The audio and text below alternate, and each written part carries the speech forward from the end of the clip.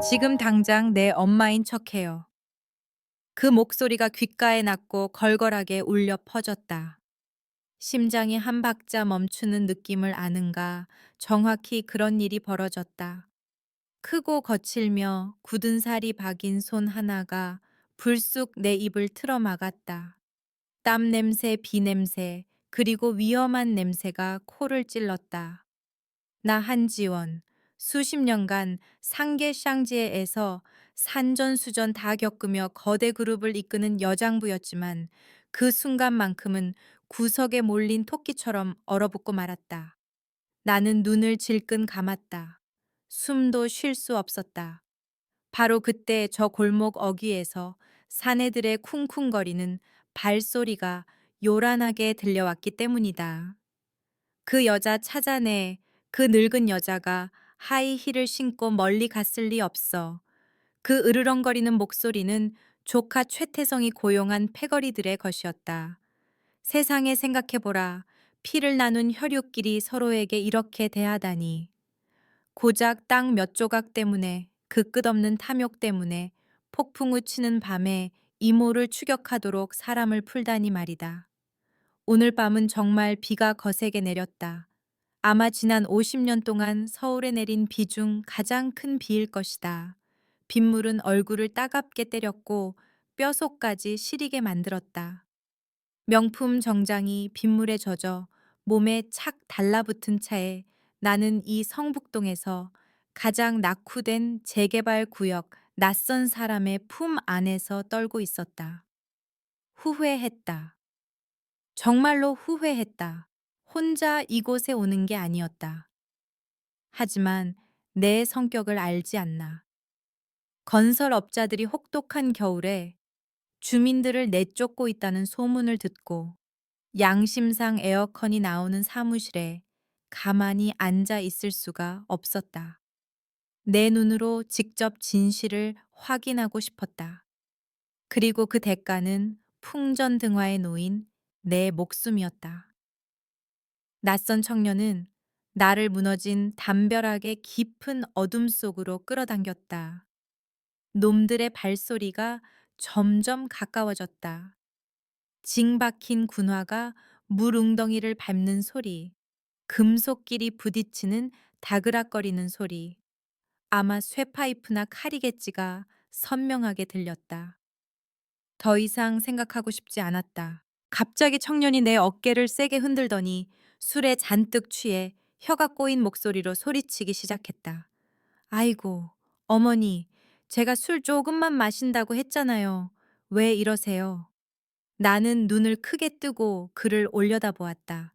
희미한 가로등 불빛과 하얀 빗줄기 아래 그의 얼굴은 잔뜩 찌푸려져 있었고 그 고통스럽고 억울해하는 표정은 진짜보다 더 진짜 같았다. 그는 마치 진짜 알코올 중독자처럼 혀 꼬인 소리로 연기를 이어갔다. 엄마는 이 밤중에 또 어딜 돌아다니는 거야. 의사 선생님이 처방해준 치매 약도 안 먹고 여기서 얼어 죽으려고 그래. 제발 좀 집에 가자고. 엄마 나도 힘들어 죽겠어. 뭐라고 치매 엄마 순간 나는 멍해졌다. 하지만 곧 생존 본능이 솟구쳤다. 나는 그의 의도를 알아차렸다. 나는 몸에 힘을 빼고 정신이 나간 노인처럼 비틀거리며 청년의 낡고 해진 코트 자락을 꽉 붙잡았다. 패거리가 멈춰 섰다. 검은 우비를 입은 거구의 사내 3명이 우리 바로 앞에 떡하니 버티고 섰다. 손전등 불빛이 번쩍이며 우리를 훑고 지나갔다. 나는 고개를 푹 숙였고 심장이 가슴 밖으로 튀어나올 듯 쿵쾅거렸다. 그들의 눈에는 가난한 청년이 진흙투성이가 된 술 취한 노파를 부축하고 있는 모습만 보였을 것이다. 내 비싼 캐시미어 코트는 지금 흙과 더러운 눈으로 뒤범벅되어 대걸레 뭉치와 다를 바 없어 보였다. 뺨에 긴 흉터가 있는 우두머리가 땅에 침을 퇴뱉으며 경멸스러운 표정을 지었다. 이게 뭐야? 그냥 술 취한 거지들이잖아. 형님 저기 봐요. 발자국이 저쪽 폐가 쪽으로 이어져 있어요. 그 여자가 저쪽으로 뛴 게 틀림없어요. 그는 인상을 찌푸리며 소리쳤다. 가 빨리 움직여 그 여자를 놓치면 너희들 목을 칠 줄 알아. 그들의 발소리가 점점 멀어지더니 빗속과 골목의 어둠 속으로 사라졌다. 그제야 공간이 다시 끔찍할 정도의 정적을 되찾았을 때 청년은 내 입을 막았던 손을 천천히 풀었다. 다리가 풀렸다. 나는 털썩 주저앉아 차가운 바닥에 엉덩방아를 찧었다. 숨을 너무 오래 참아 폐가 터질 것만 같았다. 나는 거칠게 숨을 몰아쉬었고 빗물과 공포의 눈물이 뒤섞여 뺨을 타고 흘러내렸다. 청년은 바지 주머니에 두 손을 찔러 넣은 채 나를 내려다보며 고개를 저으며 투덜거렸다. 배짱도 좋으시네요, 아줌마. 진짜 용감하십니다. 어떻게 이 구역에 혼자 들어올 생각을 했어요? 우리 같은 젊은 놈들도 밤에는 이 골목 얼씬도 안 하는데. 나는 생명의 은인을 올려다 보았다. 역광이라 얼굴이 잘 보이지 않았지만 크고 마른 체구임에도 단단해 보였다. 무언가 아주 묘한 기운이 그에게서 뿜어져 나오고 있었다. 거리감이 느껴지면서도 가슴 아플 정도로 친숙한 무언가가 고마워요. 내 목소리는 빗소리에 섞여 떨리며 부서졌다. 그는 코웃음을 치며 세상만사 귀찮다는 듯한 말투로 말했다. 그렇게 고마우면 밥이나 한 끼 사주시죠. 아니면 적어도 배고픔이라도 달라에게 빵 사 먹을 잔돈이라도 좀 주든가요. 말은 퉁명스럽고 계산적으로 들렸다. 하지만 그거 아는가? 그의 행동은 말과 정반대였다. 그는 자신의 목에 감겨 있던 올이 풀려 낡은 털목도리를 풀어 내 목에 부드럽게 감아주었다. 솔직히 말해서 그 목도리는 시큼한 땀 냄새, 흙먼지 냄새, 가난의 냄새가 났다. 하지만 맹세코 하늘과 땅이 증인이거니와 그 순간 나는 그 목도리가 내가 걸쳐본 그 어떤 에르메스 실크 스카프나 밍크 코트보다 따뜻하고 귀하게 느껴졌다. 그의 천이 남아있는 목도리의 온기가 내 차가운 피부로 전해지자 콧날이 시큰해졌다. 일어날 수 있겠어요. 계속 여기 서 있다간 내가 얼어 죽겠는데. 그가 거칠고 굳은 살 박인 손을 내밀었다. 나는 최면에 걸린 듯 잘 관리받은 내 손을 뻗어 그 투박한 손을 잡았다. 눈보라가 휘몰아치는 밤, 사람들이 사회의 밑바닥이라 부르는 이곳에서 대기업 회장인 나의 운명과 의지할 곳 없는 가난한 청년인 그의 운명이 그 투박한 맞잡음으로 단단히 묶이게 되었다. 이모 정신 차려요. 일어나요. 거기 계속 앉아 있으면 폐렴 걸려요. 그가 내 손을 세게 약간은 거칠지만 단호하게 잡아당겼다. 나는 비틀거며 일어섰다. 발목이 욱신거렸다.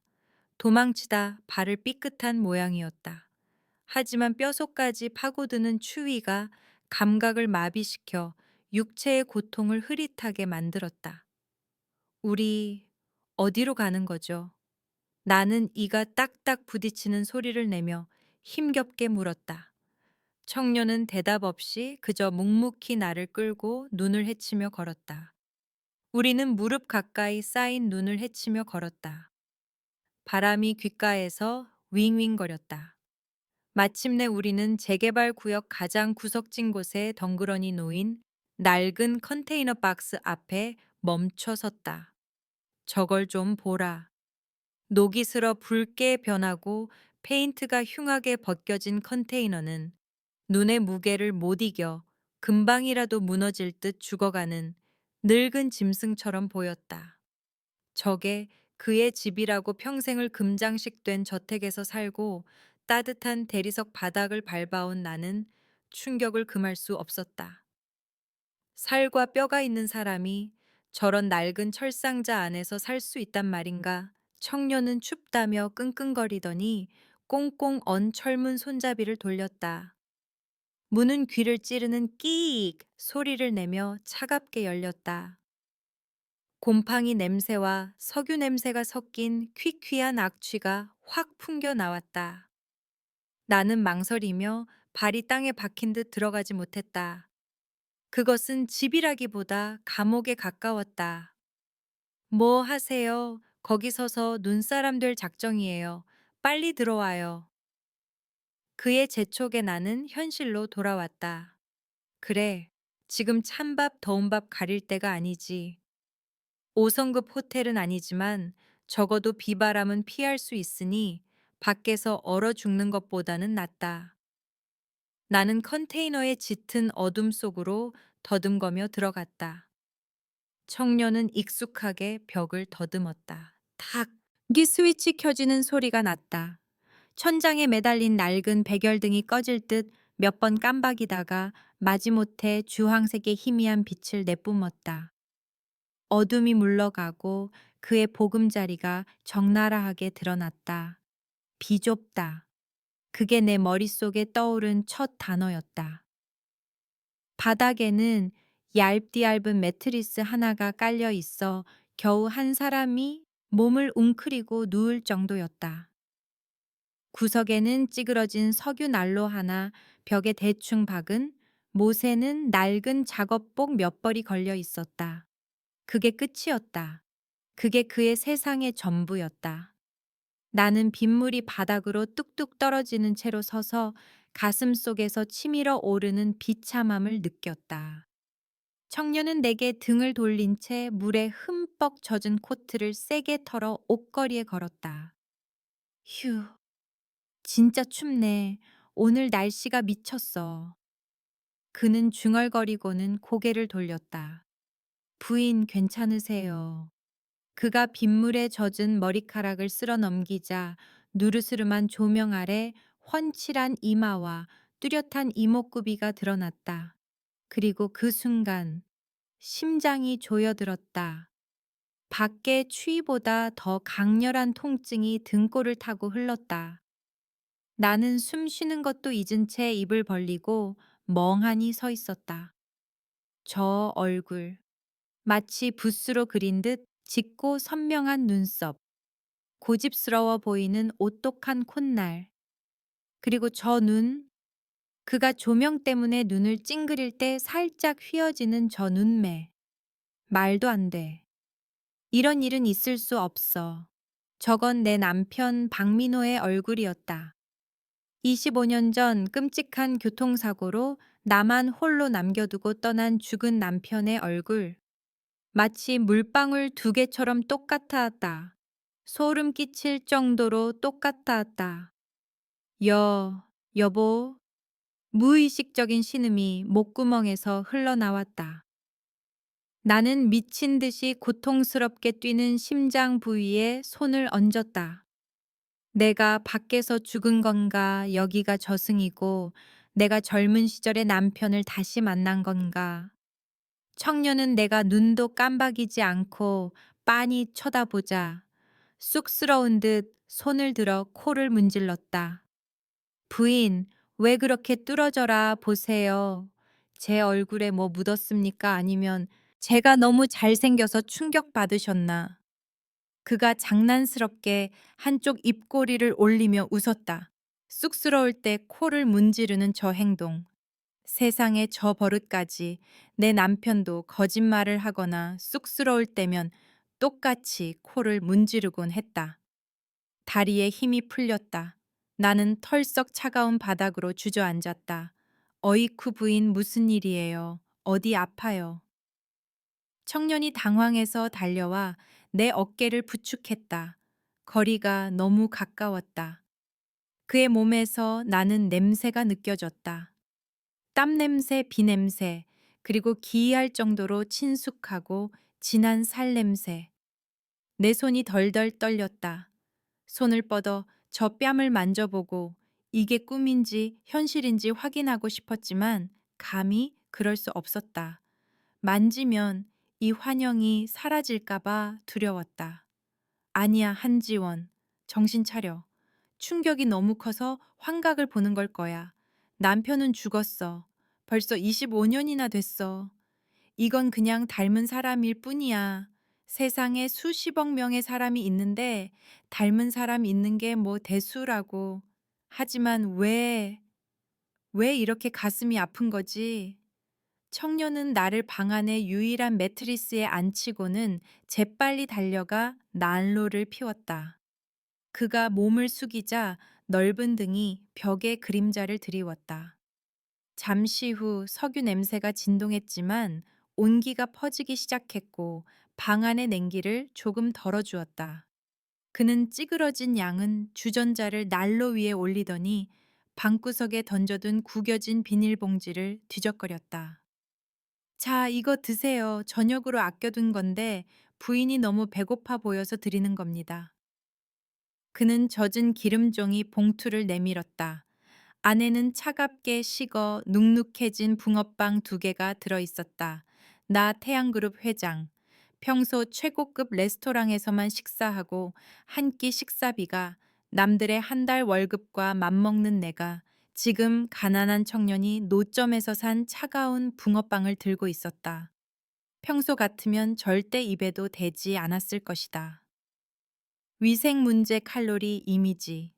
이유는 수만 가지다. 하지만 지금 나는 보물을 받듯 두 손으로 그 빵을 소중히 받아들었다. 드세요. 식어서 맛은 없을지 몰라도 배는 좀 찰 겁니다. 그가 갑자기 부드러워진 목소리로 말했다. 부자들은 이런 거 안 먹겠죠. 그는 씁쓸하게 웃으며 빈 종이 봉투를 옆으로 던지고 난로에 손을 비벼 녹였다. 나는 빵을 입으로 가져가 한 입 베어 물었다. 반죽은 질기고 차가웠으며 안의 팥소도 싸늘했다. 입안에서 녹아내렸지만 이상하게도 목구멍을 넘어가는 순간 그것은 뜨거운 열기로 변해 온몸으로 퍼져나가 얼어붙은 내 심장을 강타했다. 눈물이 왈칵 쏟아졌다. 참을 수가 없었다. 나는 차가운 빵을 씹으며 엉엉 소리내어 울었다. 맛있어. 나는 목매어 말했다. 진짜요, 저기 사거리 노점상 할머니 팥소가 끝내주거든요. 그는 자랑스럽게 미소 지었다. 눈동자가 아이처럼 기쁨으로 반짝였다. 저 아이를 보라. 이 녹슨 철상자 안에서 사는 가난한 청년이 오늘 가진 전부일지도 모르는 유일한 저녁 식사를 방금 구한 낯선 여자에게 기꺼이 양보하고 있다. 온갖 음모와 술수가 판치는 상계에서 닳고 닳아 차갑게 식어버린 내 강철 같은 심장에 갑자기 균열이 생겼다. 여보, 당신이 이 아이를 보낸 거야. 나는 마음속으로 속삭였다. 내가 너무 외로울까봐 저 굶주린 늑대들에게 뜯어먹힐까봐 당신 얼굴을 한 천사를 보내 나를 지키게 한 거야. 그렇지. 그를 볼수록 집착에 가까울 정도로 닮은 점이 보였다. 얼굴뿐만 아니라 눈빛, 행동, 목소리까지 미친 생각이 머리를 스쳤다. 22년 전 잃어버린 내 어린 아들 한도윤. 만약 그 아이가 살아있다면 딱 이 청년 나이일 텐데. 하지만 나는 황급히 고개를 저어 그 생각을 떨쳐냈다. 희망이 클수록 절망은 더 아픈 법이다. 지난 20여 년간 절망 속에서 아이를 찾아 헤맸지만 돌아온 건 아무것도 없었다. 그런 기적 같은 우연이 있을 리 없다. 나는 마지막 빵 조각을 삼키고 깊게 숨을 들이마셔 평정심을 되찾은 뒤 그를 똑바로 쳐다보았다. 이름이 뭔가 젊으니 난로 위에서 펄펄 끓는 주전자에 따뜻한 물을 이 빠진 컵에 따르던 청년이 고개를 들어 환하게 웃었다. 박서준입니다. 그냥 서준이라고 부르세요. 박씨. 그가 박씨다. 심장이 또 한 번 덜컥 내려앉았다. 박씨. 자네도 박씨인가? 한 회장의 손끝이 심하게 떨려 컵을 떨어뜨리지 않으려고 꽉 쥐어야 했다. 서준은 그녀가 이상해 보이자 희미한 미소를 지었다. 안쓰러울 정도로 선한 미소였다. 네, 박씨요? 이상할 거 없잖아요, 한국에. 박씨가 비온 뒤 죽순처럼 많은데. 그는 그녀의 컵에 뜨거운 물을 좀 더 부어주고는 맞은편에 앉아 턱을 괴고 그녀를 빤히 바라보았다. 그나저나 부인 성함이 어떻게 되세요? 이렇게 귀티가 나시는 걸 보니 보통 분은 아니신 것 같은데 자식들은 뭐 하길래 어머니가 혼자 이런 귀신 나올 것 같은 곳에 오게 둡니까? 자식. 그 두 글자가 한지원의 가슴 정중앙을 바늘처럼 찔렀다. 그녀는 컵에서 피어오르는 얇은 김을 내려다보며 떨리는 목소리로 말했다. 난 자식이 없어. 아주 오래전에 잃었거든.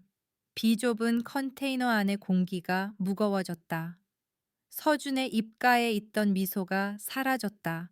그는 당황한 기색으로 그녀를 보더니 이내 동정 어린 눈빛으로 바뀌었다. 같은 아픔을 가진 자들의 쓰라린 동질감이었다. 아, 그렇군요. 죄송합니다. 제가 말실수를 했네요. 그는 머리를 긁적이며 어색하게 웃었다. 전 부인과는 반대예요. 부모님을 잃었거든요. 근데 사실 잃어버린 건지 버려진 건지도 몰라요. 아주 어릴 때부터 고아였으니까요. 그는 어깨를 으쓱하며 부모 없는 게 지갑이나 동전을 잃어버린 것처럼 사소한 일인 양 태연한 척했다. 하지만 알다시피 눈은 거짓말을 못한다. 청년의 깊은 눈동자 속에는 짙은 외로움이 소용돌이치고 있었다. 한 회장의 가슴이 욱신거렸다. 이 청년도 누군가의 귀한 아들이었을 테고 누군가 배 아파 낳았을 텐데 왜 세상은 그를 이 어두운 구렁텅이로 밀어 넣었을까? 바로 그때 서준이 인상을 찌푸리며 살에 달라붙은 젖은 작업복 바지를 잡아당겼다. 아, 진짜 찝찝하네. 물에 빠진 생쥐꼴이라 감기 걸리겠어. 그가 일어나 난로 쪽으로 갔다. 부인 잠깐 다른 데 좀 보고 계세요. 바지 좀 말려야겠어요. 안 그러면 내일 제 다리가 파업할 것 같아서요. 말하면서 그는 장난스럽게 바짓단을 걷어 올리기 시작했다. 한 회장은 예의상 반사적으로 고개를 돌렸다. 하지만 보이지 않는 힘에 이끌리듯 그녀의 시선은 무심코 청년의 다리 쪽으로 흘러갔다. 그리고 그 순간 시간이 멈춘 것 같았다. 한 회장의 눈이 경악으로 크게 뜨였고 동공이 확장됐다. 서준이 왼쪽 바짓단을 종아리까지 걷어 올린 상태였다. 그녀의 눈에 들어온 것은 건장한 청년의 매끈한 피부가 아니었다. 흉터였다. 울퉁불퉁하고 큼지막하며 일그러진 모양의 흉터가 종아리를 따라 길게 뻗어 있었다. 자세히 보면 맹수의 이빨 자국 같았고 살점이 뜯겨 나갔다가 엉성하게 아문 모습이었다. 세상에, 22년 전의 기억 그 운명의 날이 폭풍처럼 그녀의 뇌리를 강타했다. 피웅덩이 속에서 처절하게 울부짖던 3살 배기 아들 한도윤의 모습. 이웃집에서 목줄이 풀린 거대한 도사견이 아이에게 달려들어 물어뜯던 장면. 그녀는 미친 듯이 달려들어 개를 쫓아내고 아이의 으깨진 다리를 끌어안고 병원으로 달렸다. 의사는 그 흉터가 아이 평생 남을 거라고 했다. 그 위치, 그 모양, 그 깊이 틀릴 리가 없다. 세상에 한 치의 오차도 없이 똑같은 흉터가 2개 있을 수는 없다. 아, 한 회장은 고통스러운 신음을 참지 못하고 비명이 터져 나오는 것을 막기 위해 손으로 입을 틀어막았다. 먹던 붕어빵이 손에서 미끄러져 시커먼 진흙탕 물속으로 떨어졌다. 서준이 깜짝 놀라 획 돌아섰다. 부인, 왜 그러세요? 어디 아프세요? 그가 기겁하며 달려와 그녀를 부축하려 했다. 하지만 그녀의 시선은 마치 최면에 걸린 듯 그의 왼쪽 다리에 고정되어 있었다. 그 흉터를 집어삼킬 듯 노려보고 있었다. 서준은 그녀의 시선을 따라가더니 수치심에 얼굴이 시뻘개졌다. 그는 황급히 바짓단을 내려 그 흉측한 흉터를 가렸다. 마치 나쁜 짓을 하다 들킨 아이처럼 허둥지둥했다.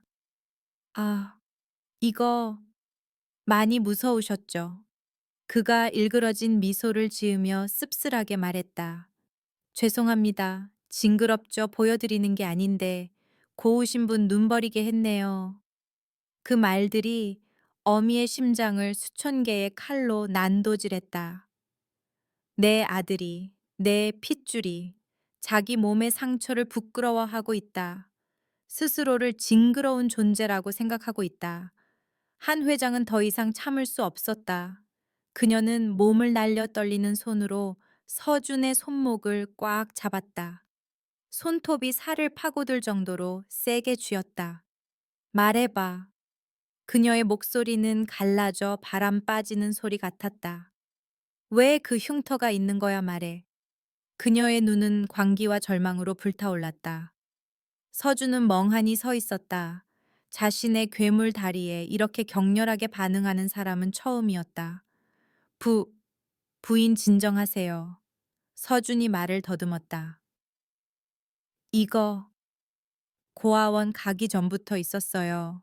원장님 말씀으로는 사람들이 저를 주웠을 때 다리가 엉망진창이었다고 했어요.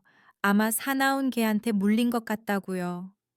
쾅 한 회장의 머릿속에서 폭죽이 터졌다.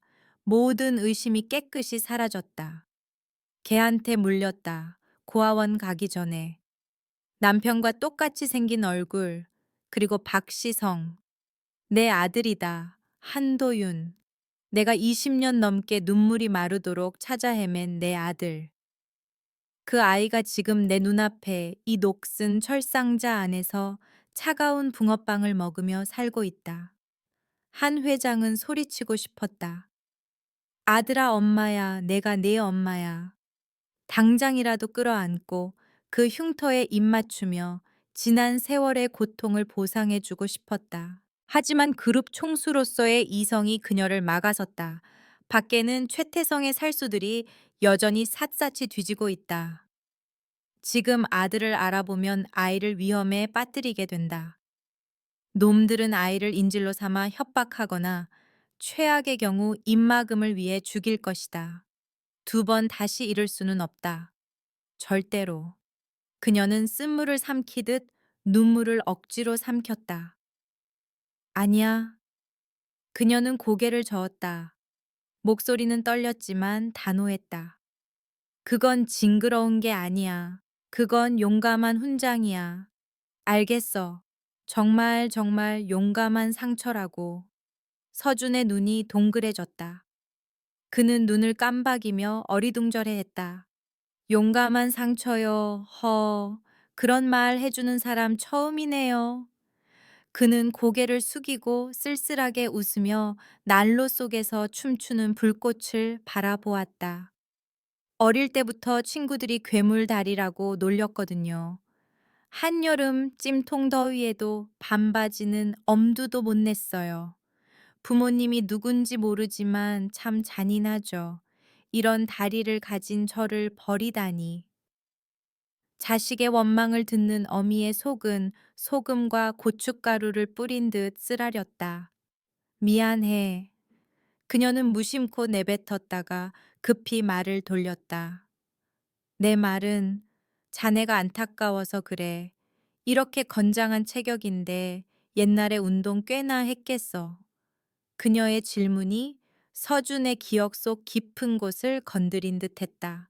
그의 눈이 잠시 반짝이다가 이내 다시 어두운 그림자에 뒤덮였다. 그는 방구석의 낡은 비닐봉지에서 누렇게 변색되고 습기에 말려 올라간 사진 한 장을 꺼내 보여주었다. 사진 속에는 태권도 도복을 입은 소년이 금메달을 목에 걸고 활짝 웃고 있었다. 저 태권도 선수였어요. 자랑은 아니지만 꽤 날렸습니다. 국가대표 상비군까지 갔었거든요. 한 회장은 사진 속 아들의 얼굴을 쓰다듬었다. 얼마나 화나고 얼마나 희망에 차 있었던가. 그런데 왜 그만뒀나? 서준은 한숨을 내쉬었다.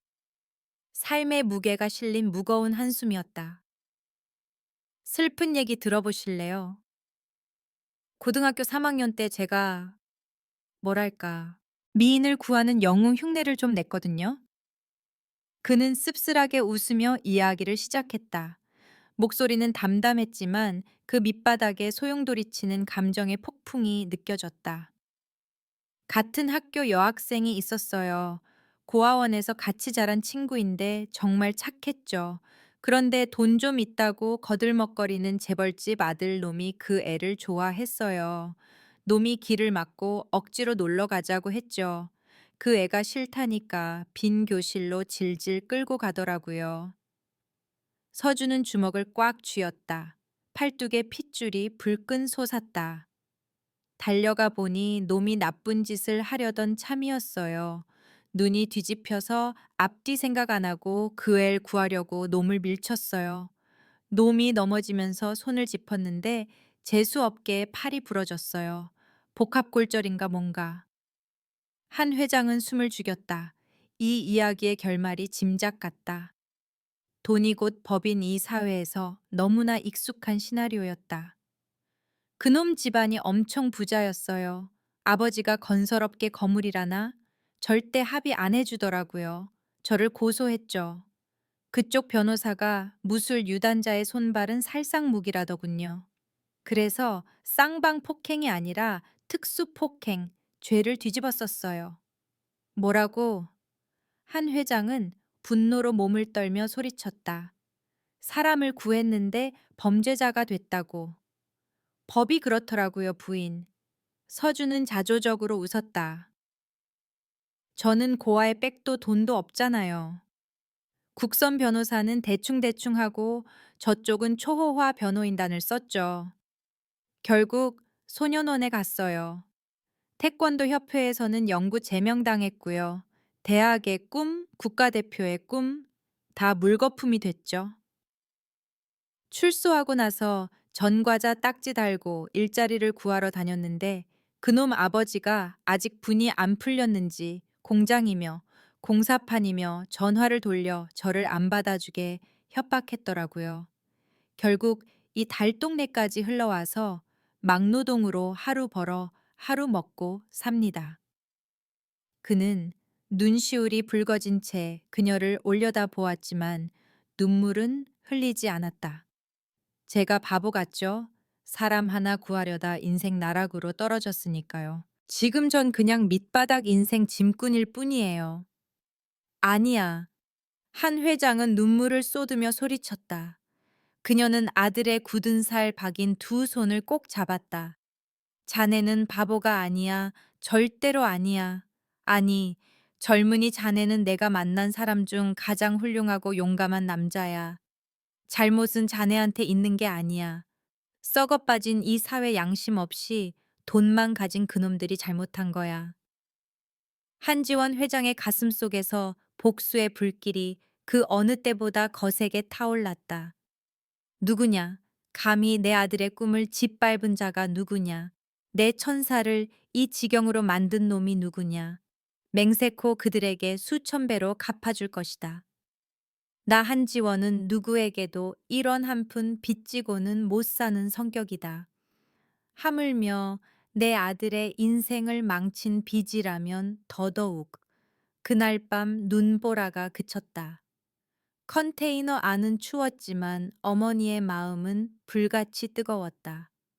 딱딱한 매트리스 위에서 뒤척이던 그녀는 고단함에 코를 골며 자는 아들의 숨소리를 들으며 하염없이 눈물을 흘렸다. 다음 날 아침 한 회장은 문틈으로 스며드는 희미한 햇살에 잠이 깼다. 서준은 벌써 일어나 상의를 탈의한 채 문 앞에서 눈을 치우고 있었다. 아들의 탄탄한 등을 보며 그녀는 자랑스러움과 안쓰러움을 동시에 느꼈다. 갑자기 비탈길 아래서 맑은 목소리가 들려왔다. 박서준, 너 또 아침 굶을 거지. 추위에 볼이 발그레해진 젊은 여자가 숨을 헐떡이며 올라오고 있었다. 수수하지만 깔끔한 차림의 손에는 도시락과 진보다리를 바리바리 들고 있었다. 눈을 치우던 서준이 멈칫했다. 그의 표정이 어두워졌다. 너 왜 또 왔어, 김수진? 내가 여기 얼씬도 하지 말라고 했잖아. 수진이라는 아가씨는 그의 퉁명스러움에도 아랑곳하지 않았다. 그녀는 짐을 내려놓으며 활짝 웃었다. 나 당직 끝나고 쉬는 날이라 들렀어. 너 꼴 좀 봐 보리 홀쭉해졌잖아. 네가 제일 좋아하는 갈비찜이랑 멸치볶음 해왔어. 들어가서 따뜻할 때 먹어. 가라고. 서우주는 그녀의 손을 뿌리치고 거칠게 밀어냈다. 필요 없다고 넌 의사야 앞길 창창하잖아. 나 같은 전과자 노가다꾼이랑 엮여서 뭐 하려고 그래. 남들이 보고 수군대면 병원에서 어떻게 일할 건데. 수지는 비틀거며 넘어질 뻔했고 눈시울이 붉어지며 눈물이 그렁그렁했다. 난 상관없어. 내가 누구 때문에 의사 됐는데 너 때문이잖아. 그때 너 감옥 갔을 때 난 아무것도 못했어. 나중에 너 다치면 내가 고쳐주려고 죽기 살기로 공부했단 말이야. 서준아, 제발 밀어내지 마. 닥쳐. 서준이 소리쳤지만 목소리는 떨리고 있었다. 착각하지 마. 난 그냥 영웅놀이 하고 싶어서 널 구한 것 뿐이야. 지금 널 보면 귀찮기만 해. 꺼져 다시는 이 쓰레기장 같은 곳에 오지 마. 그는 등을 돌려 컨테이너 문을 쾅 닫고 자신을 어둠 속에 가뒀다. 수지는 눈밭에 못 박힌 듯 서서 눈물을 뚝뚝 흘렸다. 그녀는 입술을 깨물며 도시락을 문 앞에 두고 터벅터벅 돌아섰다. 안에서 서주는 차가운 철문에 등을 기대고 미끄러져 앉아 소리 없는 오열을 토해냈다. 바보 같은 녀석, 가라. 나보다 좋은 사람 만나서 사랑받으라고. 한 회장은 이 모든 것을 지켜보았다. 알 것 같았다. 아들은 사랑하는 여자를 지키기 위해 일부러 나쁜 놈을 연기하고 있었다. 자신의 전과라는 꼬리표가 그녀의 하얀 의사 가운을 더럽힐까봐 두려운 것이다. 저토록 아름답고 고귀한 사랑이 이렇게 잔인하게 짓밟히다니. 좋아, 한 회장은 속으로 다짐했다. 엄마가 다 되찾아 줄게. 너의 사랑 명예, 그리고 정의까지. 그녀는 밖으로 나가 서준의 어깨를 토닥이며 부드럽게 말했다. 젊은이 들어가서 밥 먹게. 저 아가씨 성의를 무시하면 안 되지. 그리고 자네 일은 내가 알아서 하겠네. 아침 식사 후 서준이 일터로 나가자 길 잃은 이모의 인자한 얼굴은 온데간데 없이 사라졌다. 한지원은 다시 태양그룹의 철의 여인으로 돌아왔다. 그녀는 재킷 주머니에 숨겨둔 휴대전화를 꺼내 정 비서에게 전화를 걸었다. 여보세요, 정 비서. 잘 들어. 그녀의 목소리는 면도날처럼 차갑고 날카로웠다.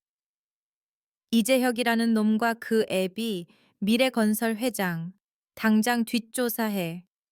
재산 인맥 덮어버린 비리까지 모조리다. 특히 5년 전 박서준이라는 소년과 관련된 사건. 네 회장님, 하지만 지금 어디 계십니까? 그룹 전체가 난리가 났습니다. 묻지 말고 시키는 대로 해. 티끌만 한 먼지라도 나오면 즉시 보고해. 이 나라 땅에 발도 못 붙이게 만들 테니까. 전화를 끄는 그녀는 초라한 달동네를 내려다보며 눈을 이글거렸다. 개만도 못한 놈들, 너희는 불개미 집을 건드린 거야. 몇 시간 후 비밀 사무실에서 정 비서가 두툼한 서류철을 가져왔다. 한 회장은 한 장씩 넘겨보았다. 읽을수록 표정이 굳어졌다. 미래건설, 우리 태양 하청이나 받아먹는 피라미 회사였어.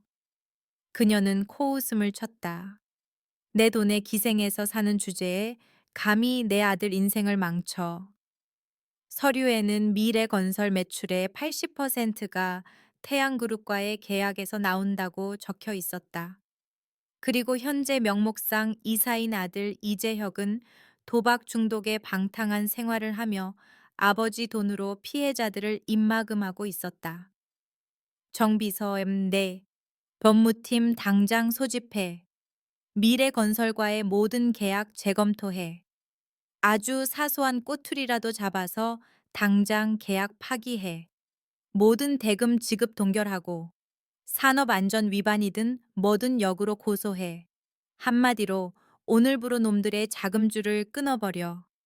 하지만 회장님, 그렇게 하면 공사 진행에 차질이 상관없어.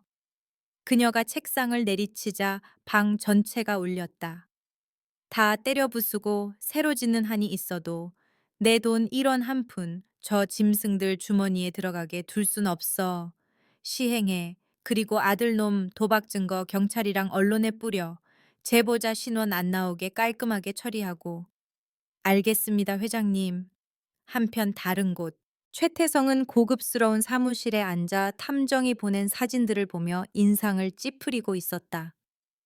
사진 속에서 한 회장은 가난한 청년과 붕어빵을 먹고 있었다. 그는 사진을 넘기다가 서준의 얼굴이 클로즈업된 사진에서 멈췄다. 이 얼굴, 그가 중얼거렸다. 왜 이렇게 낯이 익지? 그는 서랍을 뒤져 낡은 가족 앨범을 꺼냈다. 그는 서준의 사진을 한 회장의 죽은 남편 박민호의 흑백 사진 옆에 놓았다. 그의 이마에 식은땀이 흘렀다. 똑같다. 붕어빵이다. 짙은 눈썹 높은 콧대, 저 비스듬한 미소까지. 말도 안 돼. 최태성은 몸을 떨었다. 도윤이 그 녀석.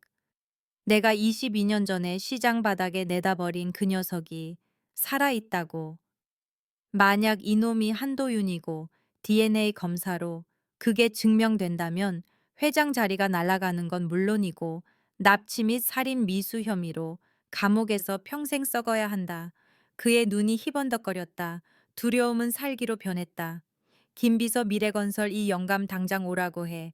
제일 일 잘하는 애들 데려오라고 해. 오늘 밤 안으로 깨끗하게 청소할 일이 생겼으니까. 1시간 후. 오늘 밤 서울 외곽의 공기는 납처럼 무겁고 칙칙했다. 일반인의 전 재산과 맞먹는 식사비를 자랑하는 은밀한 일식집에 두 악마가 마주 앉았다. 최태성과 미래건설 회장 이동철.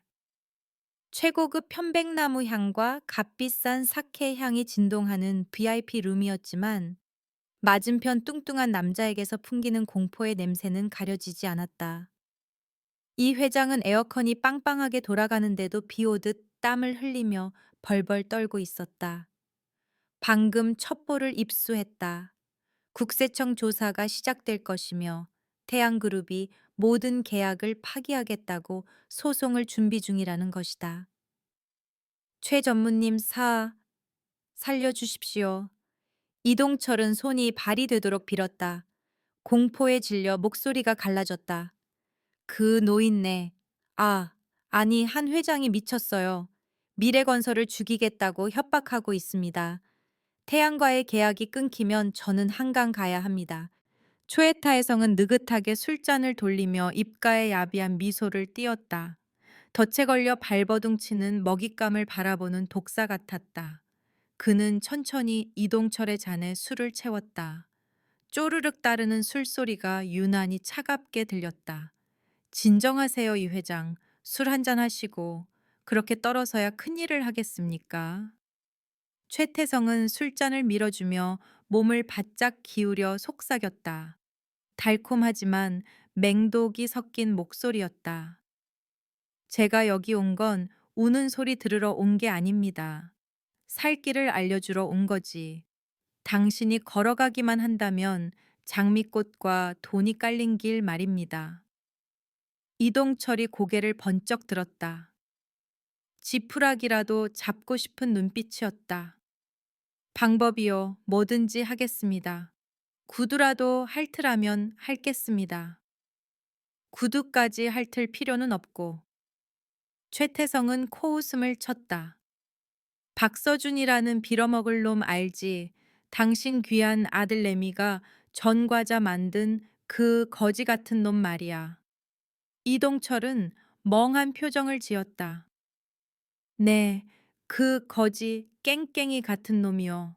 그 재수 없는 놈이 제 목숨이랑 무슨 상관입니까? 최태성은 눈을 가늘게 뜨고 한 글자씩 또박또박 내뱉었다. 그놈은 거지 깽깽이가 아니야. 그놈이 바로 한지원 회장이 22년 전에 잃어버린 친아들이야. 우리가 그토록 탐내는 태양그룹 회장 자리에 유일한 상속자라고. 뭐, 뭐라고요? 이동철의 손에서 술잔이 떨어져 술이 사방으로 튀었다. 그는 입을 떡 벌리고 믿을 수 없다는 표정을 지었다. 자기가 벌레 취급하며 짓밟았던 그 애송이가 태양제국의 황태자라고. 그, 그럼 우린 다 죽은 목숨 아닙니까? 회장이 알게 되면. 정확해. 그놈이 살아서 돌아오면 당신은 다 잃는 거고 나도 무사하지 못해. 최태성이 말을 끊었다. 목소리가 얼음장 같았다. 그러니까 우리가 먼저 선수를 쳐야지. 선하수위강 시엔샤셔 웨이창윅 알지. 그는 잠시 상대의 표정을 살피더니 말을 이었다. 그놈 지금 당신네 철거 현장에서 일하고 있지. 거참. 공사장은 원래 위험한 곳이잖아. 벽돌 하나 떨어지거나 나사 하나 풀리거나 발 한번 헛디디거나 산재 사고를 누가 다 막을 수 있겠어. 안 그래? 이동철은 깊게 숨을 들이켰다. 얼굴의 핏기가 완전히 사라졌다.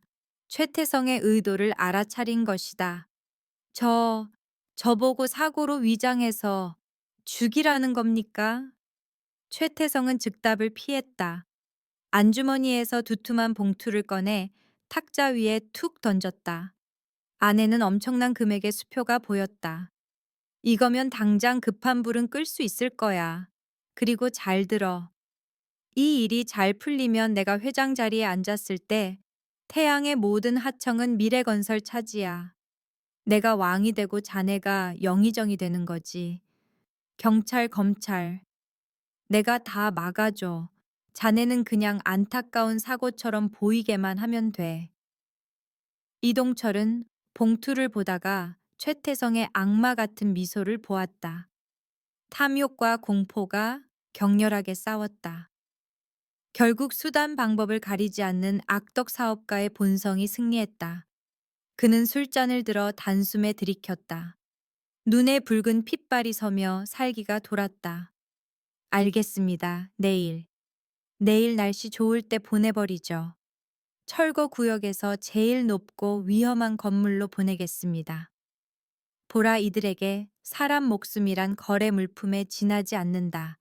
역겨운 족속들 다음 날. 서울의 하늘은 잿빛이었고 평온하지 않은 하루를 예고했다.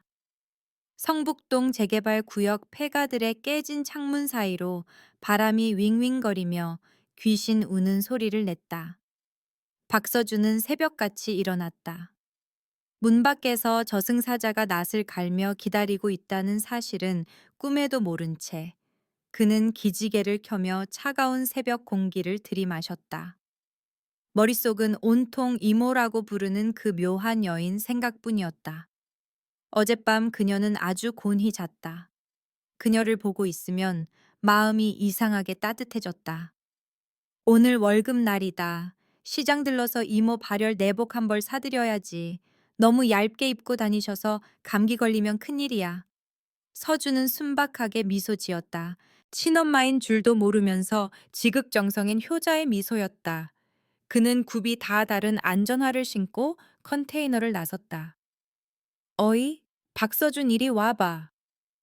곰보 자국이 있는 얼굴에 눈매가 뱀 같은 현장 소장이 퉁명스럽게 불렀다. 그는 돈의 양심을 판 이동철의 충실한 개였다. 오늘 5구역 지붕 위로 올라가. 거기 아직 절단 안 된 빔이 몇 개 있어. 급한 거니까 빨리 하고 일찍 퇴근해. 서준은 5구역 건물을 올려다 보았다. 폐허 속에 앙상하게 남은 콘크리트 덩어리가 하늘로 솟아 있었다. 거대한 해골 같았다. 저 위는 바람이 엄청날 것이다. 네, 알겠습니다. 서준은 아무 의심도 하지 않았다. 여기서 제일 성실하고 힘이 좋아서 힘든 일, 위험한 일은 도맡아 했으니까. 그는 안전모 턱끈을 조이고 먼지와 벽돌 조각이 가득한 계단을 오르기 시작했다. 그는 몰랐다. 등 뒤에서 소장이 차가운 눈빛으로 무정이를 꽉 쥐고 지켜보고 있다는 것을. 서주는 꼭대기층에 도착했다. 바람이 얼굴을 때렸다. 아래를 보니 불도저와 굴착기가 장난감처럼 작게 보였다. 그는 앙상한 철골 위를 아슬아슬하게 걸었다. 발 한번 잘못 디디면 청일 낭떠러지였다. 좋아, 이거 끝내고 이모 선물 사러 가야지. 그는 스스로를 다독이며 금속 절단기를 켰다. 절단이 돌아가는 소리가 날카롭게 울리고 불꽃이 튀었다. 아래에서 소장이 싼 간경으로 지켜보고 있었다. 서준이 사지, CD, 허공으로 튀어나온 얇은 철판에 자리를 잡자 그는 입꼬리를 올리며 무정이에 대고 속삭였다. 먹잇감이 걸려들었다. 시작해. 신호가 떨어지자마자 맞은편 건물에 숨죽이고 있던 대형 굴착기가 굉음을 냈다. 레버가 힘차게 당겨졌다. 굴착기의 거대한 강철 팔이 솟구치더니 벽을 부수는 게 아니라 서준이 서 있는 철골 프레임을 정통으로 가격했다. 쾅, 지축을 뒤흔드는 굉음이 터졌다. 굴착기 버킷이 지지대를 강타했다. 어, 어, 작업에 집중하던 서준은 갑자기 천지가 뒤집히는 것을 느꼈다.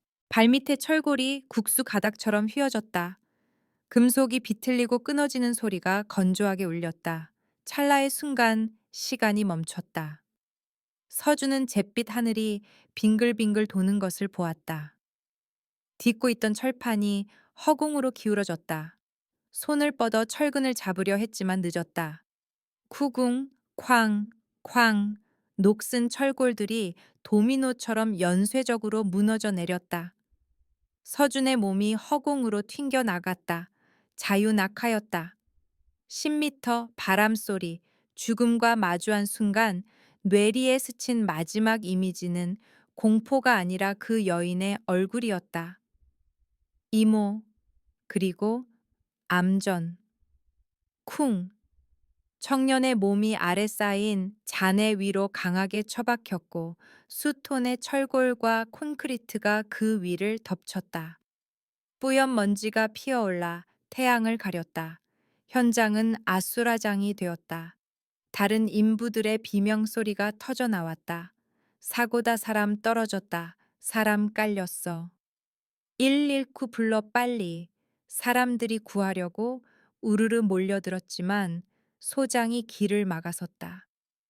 그는 걱정하는 척하며 팔을 벌렸지만 실제로는 주인의 잔인한 명령, 확실히 죽게 놔두라, 을 수행 중이었다. 멈춰 다들 물러서 위험해. 구조물 불안정하니까 들어갔다간 다 같이 죽어. 전문 구조대 올 때까지 기다려. 그는 고래고래 소리 지르며 고의로 시간을 끌었다. 저 정도 부상이면 1분 1초마다 피가 빠져나간다. 15분만 지나면 과다출혈로 죽는다. 인부들은 머뭇거리며 겁에 질려 잔해를 바라보았다. 차가운 콘크리트 아래로 선혈이 배어나와 하얀 눈을 붉게 물들이고 있었다. 바로 그때 비켜 이 개자식들아. 공사장 입구에서 천둥 같은 고함 소리가 울렸다. 철문이 박살나며 튕겨나갔다. 검은색 고급 세단 행렬이 폭풍처럼 밀고 들어와 스키드 마크를 그리며 멈췄다. 검은 정장을 입고 이니어를 낀 수십 명의 사내들이 압도적인 기세로 차에서 내렸다. 가디언 보안팀, 국가 원수급 경호를 담당하는 태양그룹 최정계 요원들이었다. 그들은 말 한마디 없이 검은 화살처럼 군중 속으로 파고들었다. 당신들 뭐야 여긴 공사 현장. 소장이 말을 끝내기도 전에 거구의 경호원이 그의 멱살을 잡아들어 올리더니 쓰레기 봉투 던지듯 옆으로 패대기 쳤다. 당장 꺼져 방해하는 놈은 가만 안 둬. 보안 팀장이 소리치며 대원들과 함께 잔해 속으로 뛰어들었다. 장비도 쓰지 않고 맨손이었다. 특수 장갑을 낀 손들이 미친 듯이 콘크리트 덩어리와 날카로운 철근을 파헤쳤다. 손에서 피가 나도 상관없었다. 한 회장의 명령은 절대적이었다. 무슨 수를 써서라도 살려내. 찾았습니다. 여기 박서준 여기 있습니다. 다급한 외침이 들렸다. 거대한 콘크리트 판 아래서 서준의 몸이 드러났다. 처참했다. 안전문은 산산조각 났고 피가 흥건했다. 머리에서 가슴에서 솟구친 피가 낡은 작업복을 흠뻑 적셨다. 청년의 얼굴은 종잇장처럼 창백했고 숨소리는 바람 앞에 등불처럼 위태로웠다. 도련님, 정신 차리십시오, 도련님. 보안 팀장이 지혈을 하며 소리쳤다. 태양그룹 소유의 최첨단 구급차가 사이렌을 울리며 달려왔다. 1시간 후, 세종종합병원, 서울에서 가장 크고 현대적인 병원. 쾅! 응급실 문이 벽에 부딪힐 정도로 세게 열렸다. 이곳 의료진들이 평생 본 적 없는 광경이 펼쳐졌다. 한지원 회장, 언제나 완벽하고 머리카락 한 올 흐트러짐 없는 권력의 상징인 철의 여인이 달리고 있었다. 미친 사람처럼 병원 복도를 질주했다. 우아하게 올렸던 머리는 풀어 헤쳐져 엉망이었고 비싼 정장은 구겨졌다. 더 가슴 아픈 건 한쪽 구두가 없다는 것이었다. 오다가 벗겨졌지만 신경도 쓰지 않았다. 맨발로 차가운 타일 바닥을 디뎌 발이 까져 피가 배어 나왔다. 서준아, 내 아들 어디 있어? 내 아들 어딨냐고. 그녀의 비명이 병원의 정적을 찢었다. 엘리베이터에서 서준이 실려 나오는 이동 침대가 보였다. 꼼짝도 않는 몸 주렁주렁 매달린 링거줄 붉게 물든 하얀 시트를 보자 한 회장의 다리가 풀렸다. 그녀는 의사들 바로 앞에서 바닥에 무너져 내렸다. 선생님, 제발, 제 아들 좀 살려주세요. 그녀는 해당 분야 최고 권위자인 교수의 가운 자락을 붙잡고 눈물 범벅이 되어 애원했다. 돈이 얼마가 들든 상관없어요. 10억, 100억, 아니 1,000억이라도 좋아요. 필요하다면 이 병원을 통째로 사고 전 세계 최고 장비를 다 사올게요. 제발, 제발 살려만 주세요. 상계에서 불호령을 내리던 냉철한 회장은 온데간데 없었다. 사람들 앞에는 그저 죽어가는 외아들을 살리려 절규하는 작고 나약한 어머니만 있을 뿐이었다. 이동 침대가 수술실로 들어가기 위해 그녀 앞을 지날 때 서준이 기척을 느꼈는지 희미하고 탁한 눈을 아주 조금 떴다. 그는 입술을 달싹이며 꺼져가는 소리로 속삭였다. 아, 이모. 한 회장의 심장이 조각조각 부서졌다. 그녀는 달려들어 피와 흙먼지 투성인 아들의 손을 잡아 자기 볼에 비볐다. 말하지 마. 착하지. 아무 말도 하지 마. 엄마야, 엄마 여기 있어. 아무도 널 해치지 못하게 할 거야. 수술실 문이 차갑게 닫히며 삶과 죽음을 갈라놓았다. 수술 중 램프에 핏빛처럼 붉은 불이 들어왔다. 한 회장은 복도 대기 의자에 주저앉아 여전히 아들의 피가 묻은 두 손을 멍하니 내려다 보았다. 도윤이의 피, 남편의 피. 그녀는 더 이상 울지 않았다. 눈물이 말라버렸다. 대신 뼛속까지 시린 냉기가 그녀를 감싸기 시작했다. 극도의 슬픔에 잠겼던 눈빛이 면도날처럼 싸늘하게 변했다. 새끼를 잃을 뻔한 어미, 맹수가 적을 물어뜯기 직전의 눈빛이었다. 정비서, 그녀의 목소리는 낮고 단단하게 울려 주변 사람들을 소름 돋게 했다.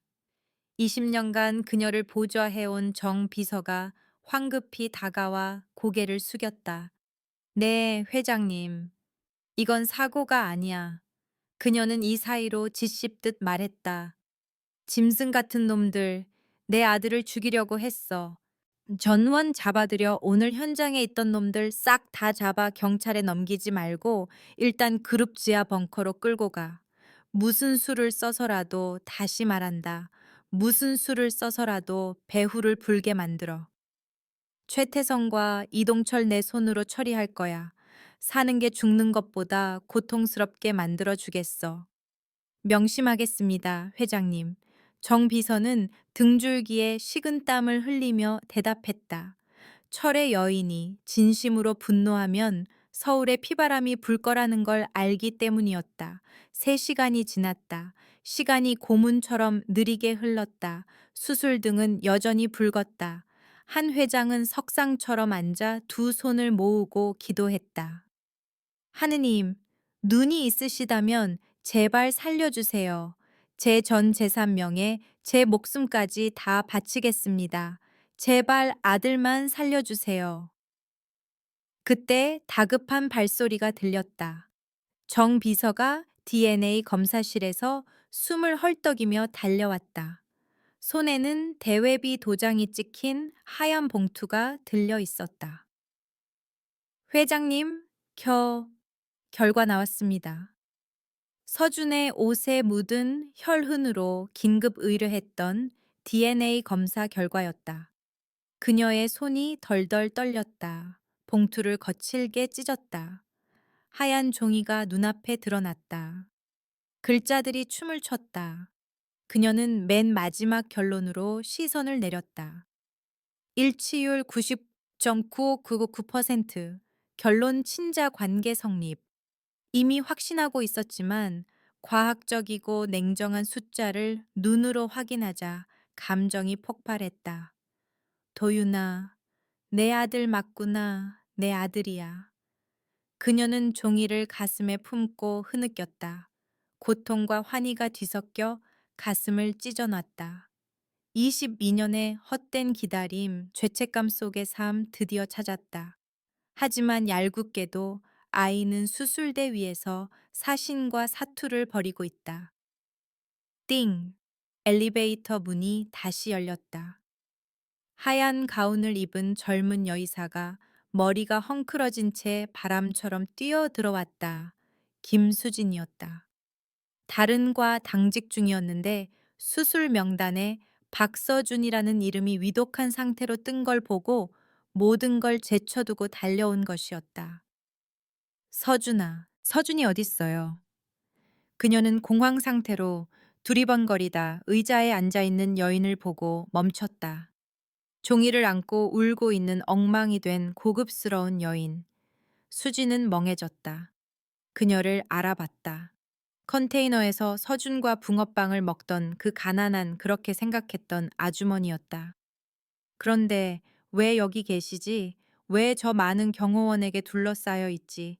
그리고 왜 저토록 권위 있어 보일까? 아, 부인 초, 수진이 더듬거렸다. 한 회장이 고개를 들었다.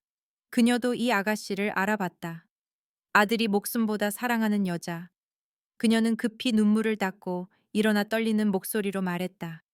김 선생님, 그녀는 다가가 수진의 차가운 손을 잡았다. 잘 왔어요. 네, 내가 숨겨서 미안해요. 그녀는 깊은 숨을 들이쉬고 충격적인 진실을 털어놓았다. 저 안에 누워있는 사람, 박서준, 사실은 한도윤이에요.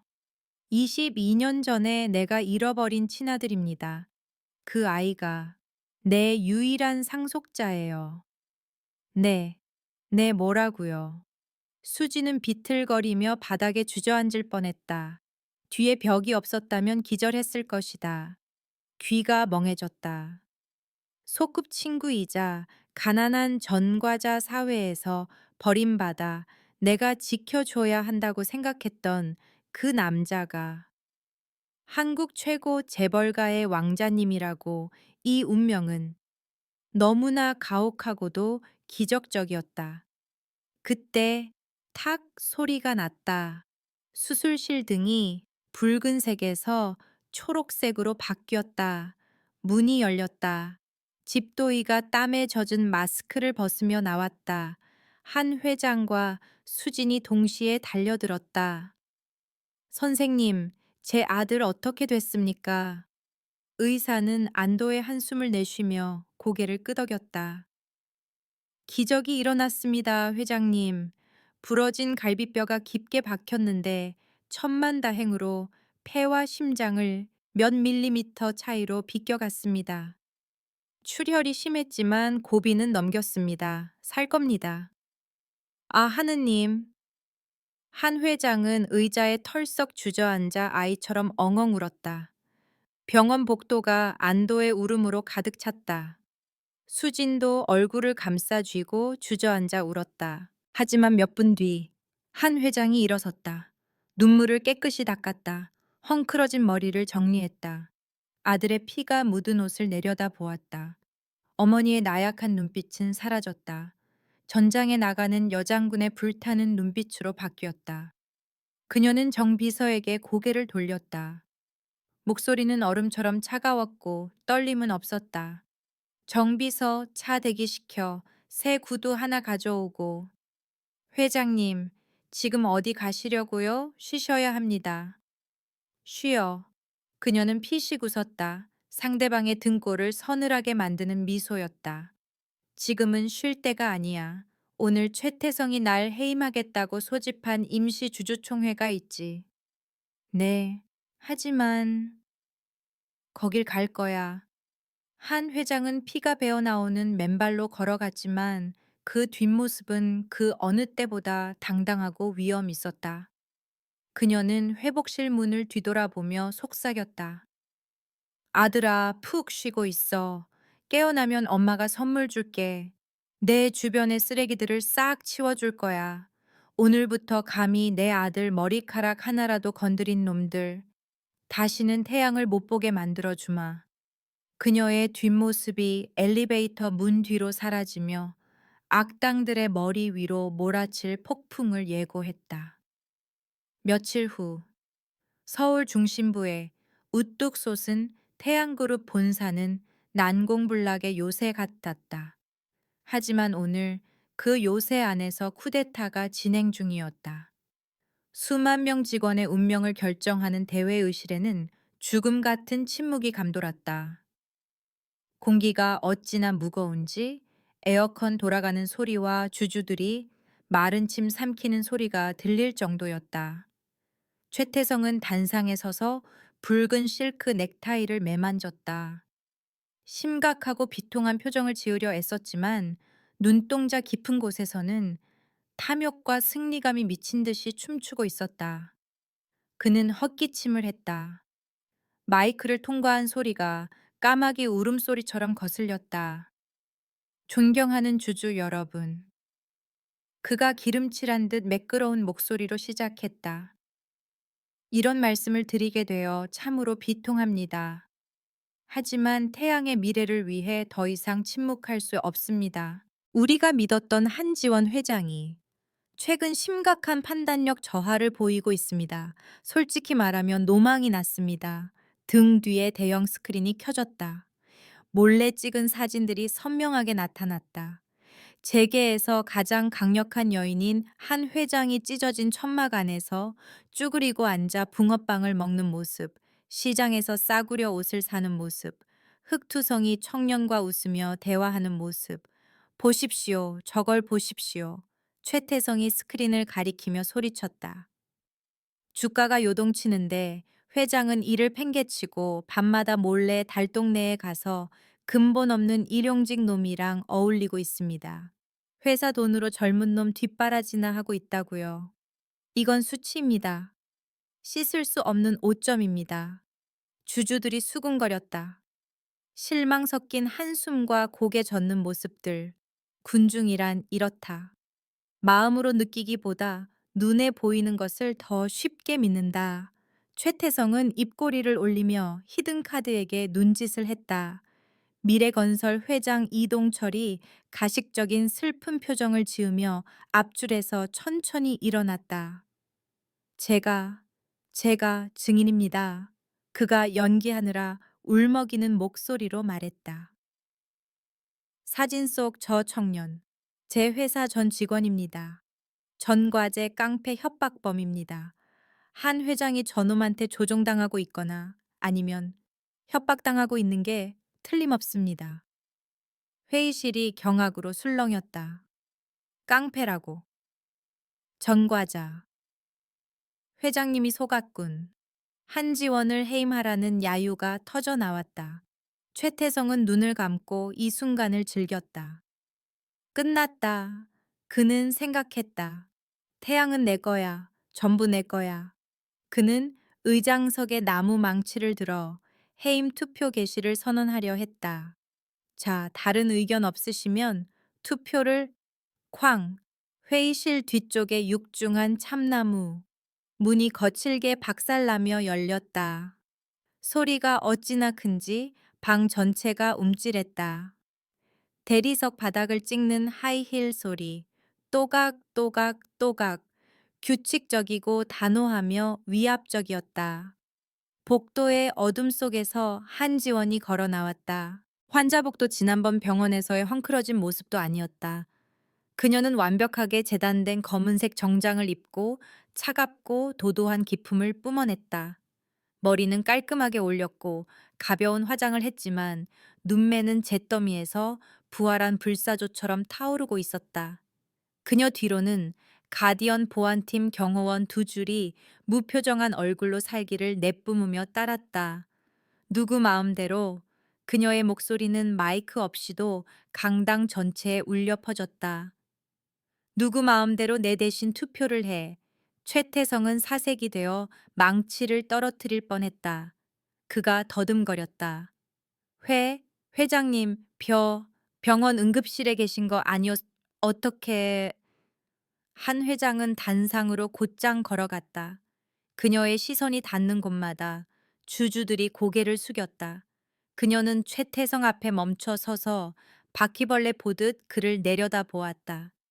내가 병원에서 죽길 간절히 바랐겠지. 최전무 유감스럽게도 내 명줄이 좀 길어. 그리고 자네 하수인들이 내 아들을 죽이려고 작당할 때 난 자네들을 감옥에 보낼 증거를 모으느라 좀 바빴어. 무슨 소리를, 무슨 아들요. 그는 마지막 남은 평정심을 붙잡으려 애썼다. 한 회장은 차갑게 웃으며 손짓했다. 문이 다시 한번 열렸다. 의사 가운을 입은 김수진이 조심스럽게 휠체어를 밀고 들어왔다. 휠체어에는 한 청년이 앉아 있었다. 머리에는 하얀 붕대를 감았고 오른팔에는 깁스를 했으며 얼굴에는 아직 상처가 남아 있었다. 하지만 그 눈만은 생명력과 결의로 빛나고 있었다. 박서준. 아, 비명이 터졌다. 이동철 회장이 의자 뒤로 넘어가며 얼굴이 하얗게 질렸다. 그는 귀신이라도 본 듯 벌벌 떨며 서준을 가리켰다. 너, 너, 너 귀신이야 사람이야 떨어지는 거 봤는데 죽었잖아. 최태성도 뒷걸음질 치다 책상에 부딪혔다. 박서준 살아있어. 서준은 어머니가 건네준 마이크를 잡았다. 그는 두 원수를 똑바로 쳐다보며 약하지만 또렷한 목소리로 말했다. 이 회장 초회 전무. 초회. 많이 실망하셨나 보네. 10m에서 떨어지고 콘크리트에 깔렸으니 이론상으론 으깨졌어야 맞지. 근데 미안해서 어쩌나 난 죽을 수가 없어서 우리 어머니가 저승문 앞을 딱 가로막고 지켜주셔서 말이야. 어머니. 회의실이 발칵 뒤집혔다. 모든 시선이 한 회장과 청년에게 쏠렸다. 한 회장은 휠체어 옆으로 다가가 아들의 어깨를 부드럽게 감싸 안았다. 사랑과 자부심이 가득한 보호의 제스처였다. 그녀는 생중계 중인 카메라 렌즈를 똑바로 응시하며 당당하게 선언했다. 여러분, 정식으로 소개하겠습니다. 이 아이는 일용직 노동자도 깡패도 아닙니다. 22년 전 납치당했던 제 외아들 한도윤입니다. 제 피와 살이며 태양그룹의 유일한 적법 상속자입니다. 등 뒤에 대형 스크린 화면이 바뀌었다. 몰카 사진 대신 확대된 DNA 검사 결과지가 떴다. 친자 관계 성립 99.999%라는 글자가 모두의 눈에 단호한 확신을 심어주었다. 장내가 조용해졌다. 속삭임도 멈췄다. 말도 안 돼. 그럴 리가. 최태성이 중얼거렸다. 식은땀이 비 오듯 흘렀다. 아직 안 끝났어. 한 회장이 이어서 말했다. 정 비서 틀어. 회의실 스피커에서 녹음 파일이 재생됐다. 음질이 너무 좋아 숨소리까지 들릴 정도였다. 제거해버려. 산재 사고처럼 보이게. 높은 층에서 밀어버리든 벽돌을 떨어뜨리든 죽기만 하면 모든 하청은 자네 거야. 최태성의 목소리였다. 좋아, 제일 위험한 건물로 보내겠어. 내일이 제삿날이야. 이동철의 목소리였다. 두 악당의 얼굴이 백지장처럼 하얗게 질렸다가 흑빛으로 변했다. 조작이야, 가짜야, AI로 만든 거야. 최태성이 절규하며 노트북을 끄려고 달려들었다. 하지만 손이 닿기도 전에 꼼짝마 경찰이다. 쪽문에서 수십 명의 경찰이 수갑을 들고 들이닥쳤다. 최태성, 이동철, 아동 납치 살인 교사 및 살인 미수 혐의로 긴급 체포한다. 묵비권을 행사할 수 있지만 지금 하는 모든 말은 법정에서 불리하게 작용할 수 있다. 수갑 채우는 소리가 차갑게 울렸다. 철컥.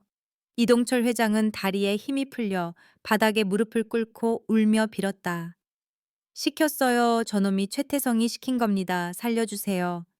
서준이 수진에게 신호해 휠체어를 가까이 대게 했다. 그는 발밑에 꿇어 앉은 자를 내려다 보았다.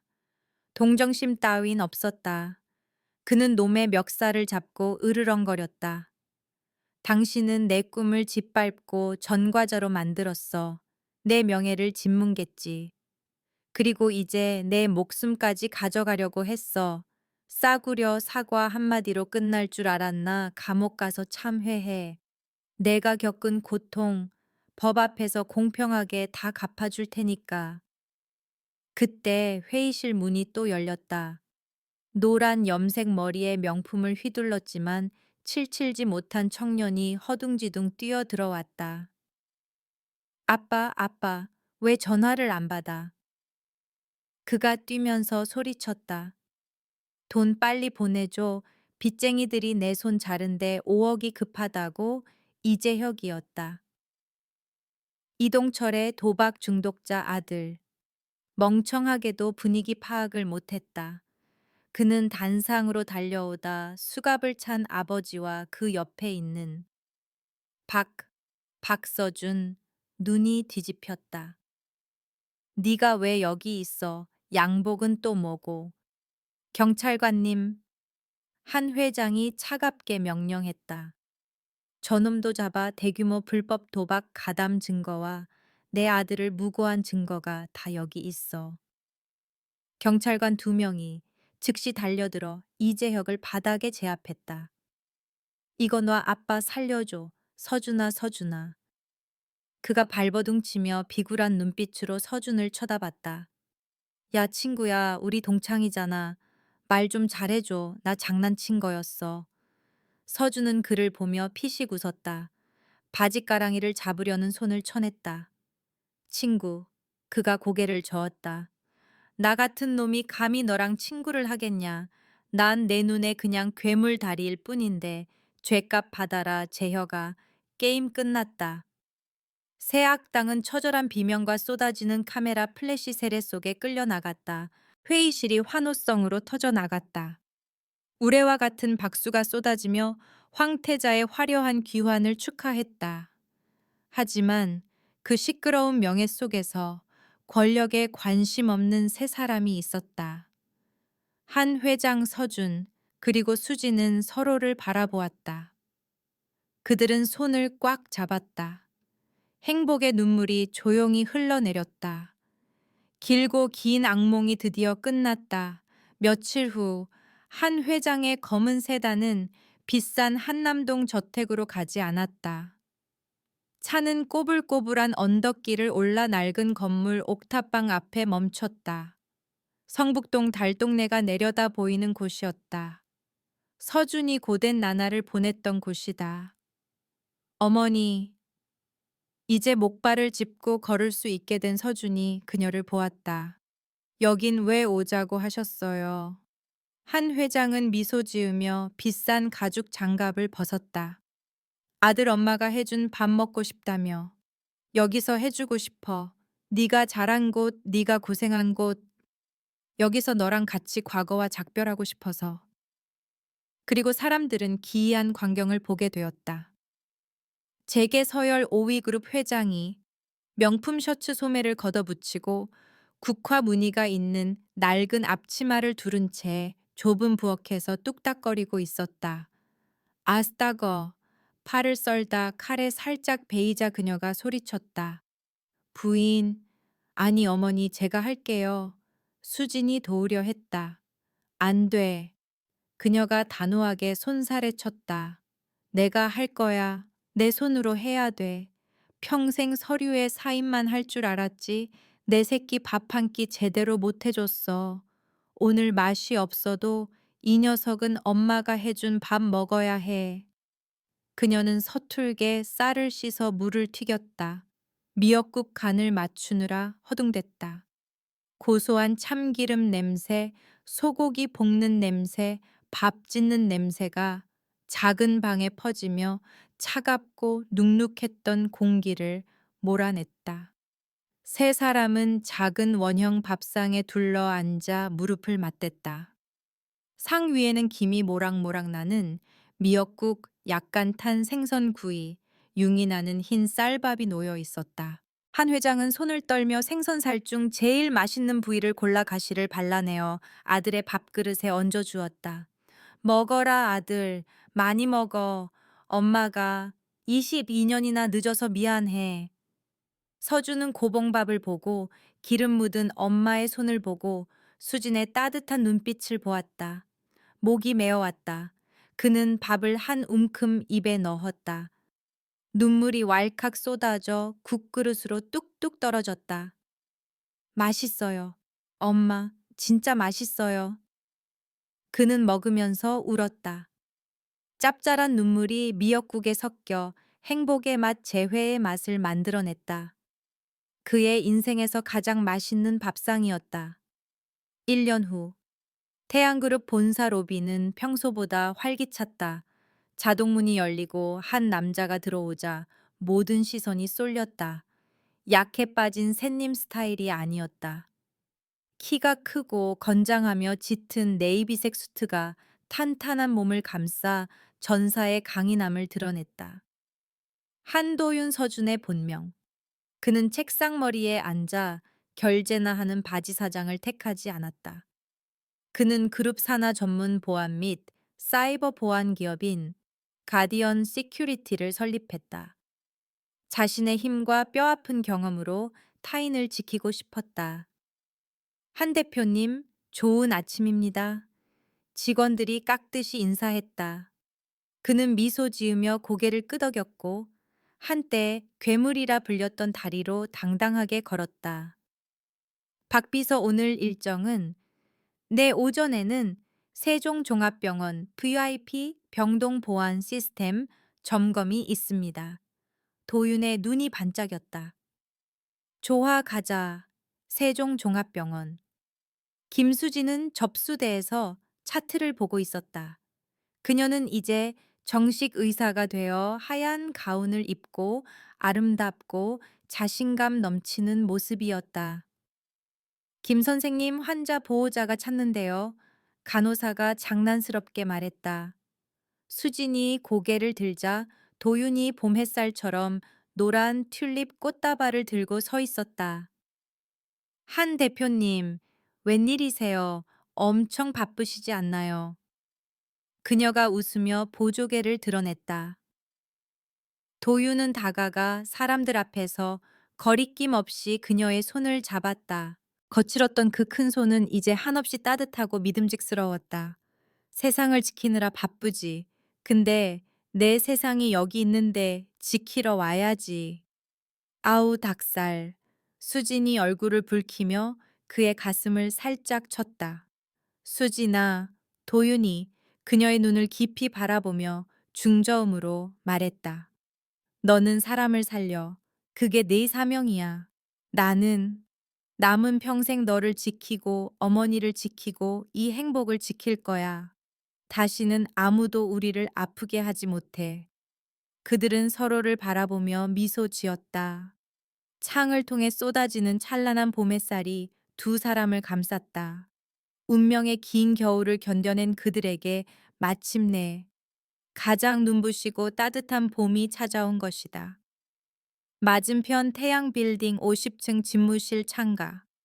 한지원 회장은 찻잔을 들고 아래의 작은 도시를 내려다보고 있었다. 책상 위에는 더 이상 차가운 서류 더미가 없었다. 가장 잘 보이는 곳에 나무 액자가 놓여 있었다. 사진 속에서 세 사람 그녀와 도윤 수진이 옥탑방 밥상머리에서 활짝 웃고 있었다. 그녀는 평온하기 그지없는 미소를 지었다. 차를 한 모금 마시고 바람에게 속삭였다. 여보, 보고 있어. 나 아들 찾았어. 그리고 나 자신도 되찾았어. 우리 가족, 이제 다 모였네. 살다 보면 죽을 것 같은 고통이 찾아오기도 한다. 하지만 희망이 있고 사랑이 있다면 잿더미 속에서도 불사조는 반드시 날아오른다. 당신도 그렇게 믿는가? 나는 확실히 그렇게 믿는다.